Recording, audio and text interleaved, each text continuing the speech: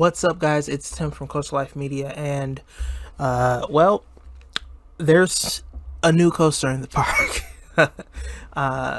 For those of you who do not know, we are in Six Flags Adventureland, which is a fictional uh, amusement park, going by the question of what would it be like if Six Flags were to build an amusement park from the ground up in or around the year 2015. And we now have our first full cycle, or first full cycle roller coaster. This is a B&M flying coaster, set to mimic, not a recreation, but to mimic the twists and turns of Superman: The Ultimate Flight at Six Flags Magic Mountain. No, it's Tatsu at Six Flags Magic Mountain, Six Flags Great America, Six Flags Over Georgia, I believe, and Six Flags Great Adventure.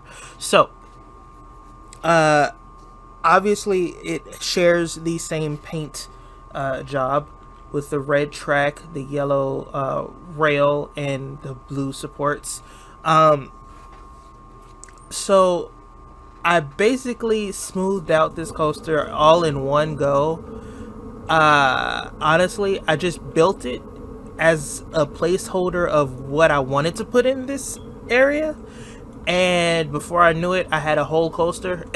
And I actually liked it. One thing that I do like is that it's an original layout. Most flying coasters have the pretzel loop and all of that. I didn't want to put a pretzel loop. I just made it a curved drop, and I believe it has 5 inversions. It has to be tested again. I think I've smoothed out something recently. But I believe it has 5 inversions. It's a really smooth layout. I really like how it twists and turns, and I love the view from the parking lot also. Just to pull up and you see that's literally going to be the first coaster you see when you come into the parking lot, and that is beautiful. So I think I did something different. Either way, I'll work on it. But what I'm gonna do is, number one, fix the G-force limit. For some reason, it changed from the last time I tested this, and I'm going to build a station. And what I wanted to do was build an entrance building, instead of just like an arch or something. I wanted to do an entrance building, and then you would go through the building into the queue, and then I want to do a gift shop like right about here, that will act as the exit of the ride. So it's going to be an interesting episode, so stay tuned. So I changed my design for what I wanted the entrance area, or the entrance queue area, to look like. I said I wanted it to be an indoor enclosed building. I changed my mind because I went through and I looked at a lot of the coasters that have this type of vibe, the more adventurous ones, and it's not necessarily, it's the only one that I can say has a fully enclosed queue would be the one in Mexico, Ultimo Escapo, or whatever. I feel like that was racist, even just trying to do it. But anyway, the only one that has like a fully enclosed queue is kind of that one. But the ones that I've looked at are kind of like this, where you come in and you break off into 2 parts. You have the main queue that goes all through that kettle pin, and then you have the flash pass that goes basically all the way down past the second cattle pin up to the ramp. And it even has like some Coke machines in there, and we have some TV screens and some speakers. This is one of 2 cattle pins.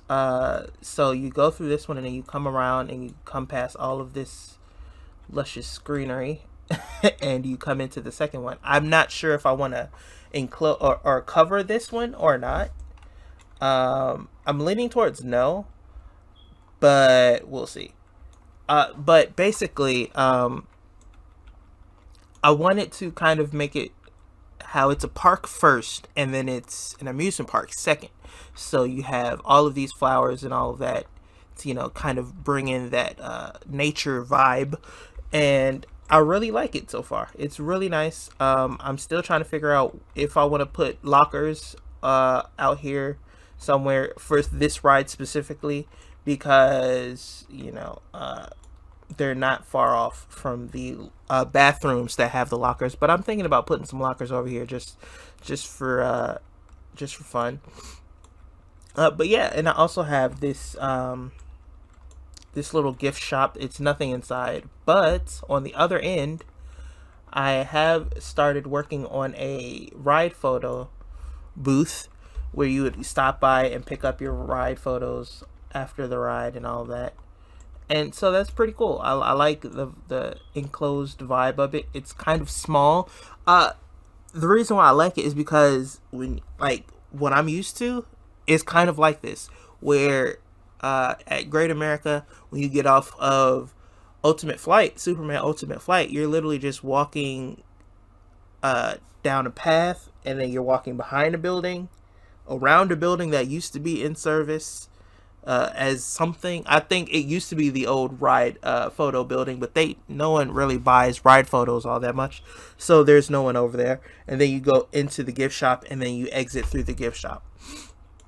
So I kind of like how it is so enclosed like that, and I almost like how there's no one here and the screens are off, because that's kind of how it looks most of the time when you go to an amusement park, is that there was the flash of the camera, but there's nobody at the counter because people don't pay for photos anymore. So that's the progress I've made. Still no station building.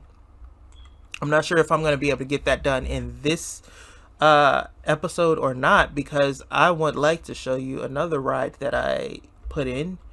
It's this little ride right here, the Swing and Fling. I put a whirly gig right here and put some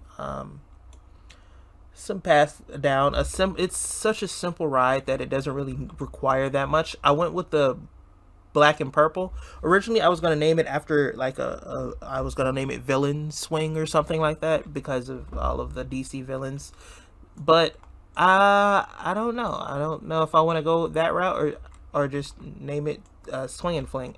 But I like it. I like the color scheme. I like how it looks when you're walking down here. You have the chairs swinging above you, because it's not a wide path. So I like how it looks in that aspect. And I love how this has become a nice little plaza with the miscolored pavement. I really like it. It's kind of a plaza. You have the bathrooms, you have rides, and you have the train station. Everything is just come into a nice little wide open plaza. And I like it because a lot of times when people build amusement parks in Planet Coaster, they feel like a plaza means you have to surround it with buildings. And I don't like that. I don't like feeling overwhelmed with buildings where there's literally something everywhere I turn. That kind of gives me anxiety. I feel like I don't know where I want to go. And so yeah, to have space to breathe, move around, sit, and that's basically the vibe that I went for. So real quick, let me just give you guys a look of where we are in the park. So we have this ride that kind of peaks above the first ticket building that we built way back in episode 1. And it's almost forming a nice little skyline here. I'm digging it. It's forming a skyline. It's just the beginning. I want rides even bigger than this. I want a huge park. One thing that I like is that in some parks, when you crest the hill of the chain lift on some large roller coaster, you'll see there's so much distance between that ride and then some ride far off in the distance, to the point where you think it's a different amusement park, but it's still the same park, and there's so many trees and stuff. So I really do like how